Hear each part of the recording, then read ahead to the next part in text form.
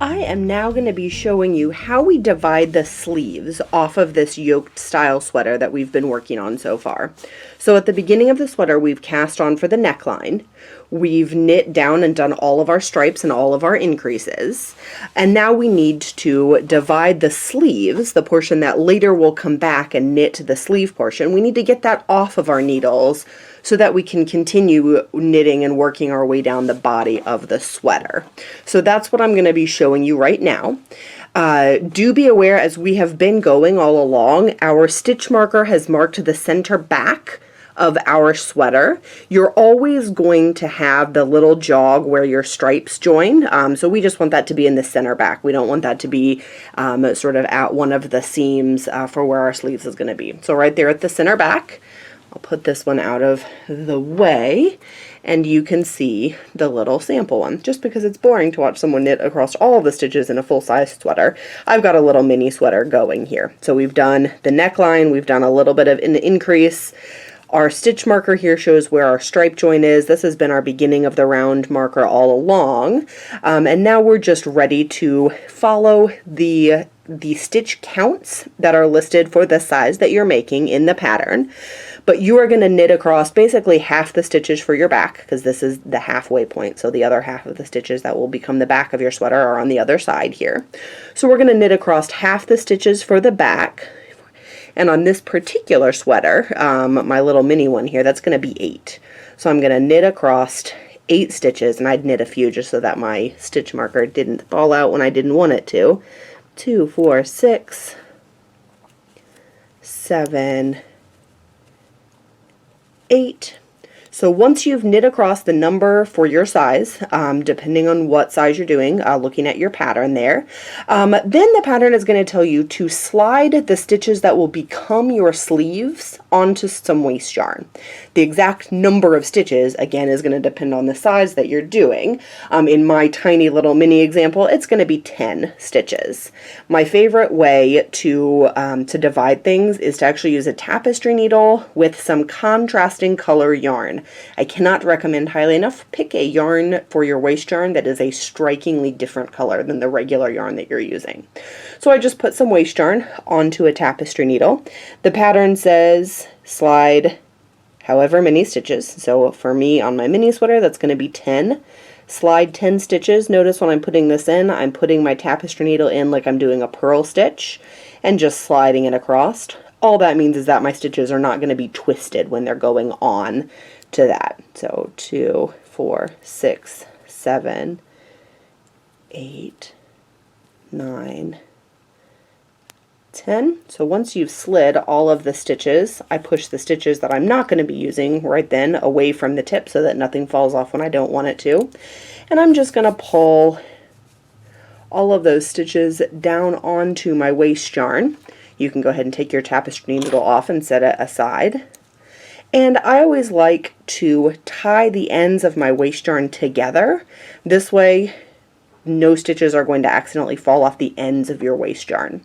Now this is going to be the sleeve of your sweater. So if you think about my little mini sweater here, this is the sleeve of that sweater. I am going to want to try my sweater on as I'm going, and so I want to make sure the waist yarn that I put my sleeve on is big enough that my arm will comfortably fit through it so that I can try my sweater on. So when I tie the ends of my yarn, I want to make sure when I cut the yarn that it's big enough to comfortably go around my arm. And then when I tie it, I want to make sure I don't tie it right up tight so that I can't put my arm through there. That's just going to be helpful later for you to try your sweater on and make sure you're liking the size that you've got before you commit to doing the whole sweater before you try it on. The pattern is then going to tell you to cast on some stitches. There are a variety of ways to cast on stitches in the middle of a row like this. This is basically going to be, let me grab up my big sweater again. This is going to be that armpit section. So you can see here's where my stitches were all the way up on the arm. There's just this extra couple of inches here. It's about 2 inches on this size. This is the extra large size that I have extra. So you'll cast on extra stitches here for the body. You'll pick up extra stitches along there when we go to do the sleeves, but I'll show you how that works later on when you're to that point. So you're just creating this little bit of fabric that is underneath your arm in this style of sweater. So to cast on stitches, the fastest and easiest way to do it is going to be using something called backward loop. Normally, I am not at all a backward loop cast on fan, but for this application, I think it may be a good option for you. And so literally all you're going to do is you're going to take your yarn, create a loop of yarn, and put it over your knitting needle. Everything stays in the same hand that you've been working all along. The needle that you're getting ready to work on stays in your right hand, or the needle you've just finished working stays in your right hand. The new stitches in your left hand are going to go on there. So you can just, again, create a loop, turn it backwards, and stick it on your needle. I do think this is a little tricky to work into, so the next row when you're coming along to work on here, I do think that it can be a little trickier to work into these stitches than if you did a different style cast on, but I think for creating fabric right in the middle like this, I think this method really does work.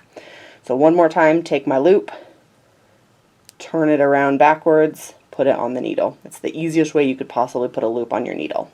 And your pattern is going to tell you how many stitches to cast on there, depending on the size that you are making again.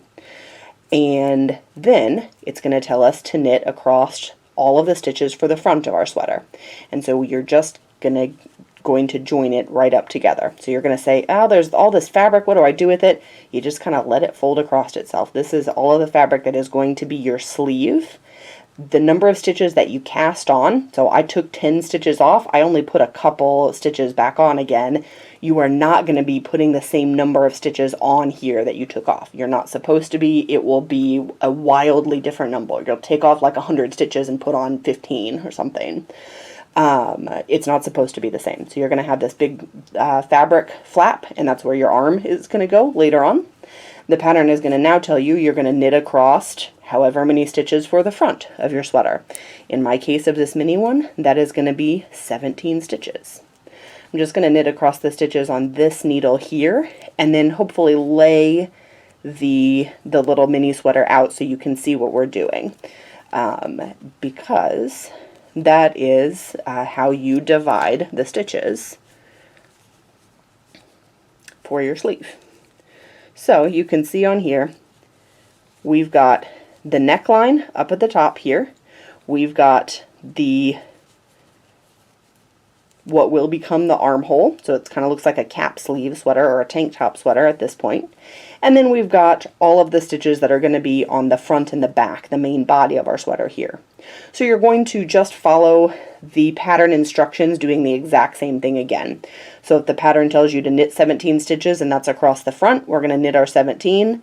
And then if it tells us to slip the next 10 stitches for the other sleeve, we're going to slip those onto our waist yarn. We're going to cast on 3 stitches for our little armpit area here. And then we're going to knit to the marker, which will be the other half of the stitches from the back that we had worked on the last time. And that's how our sweater is going to get arms.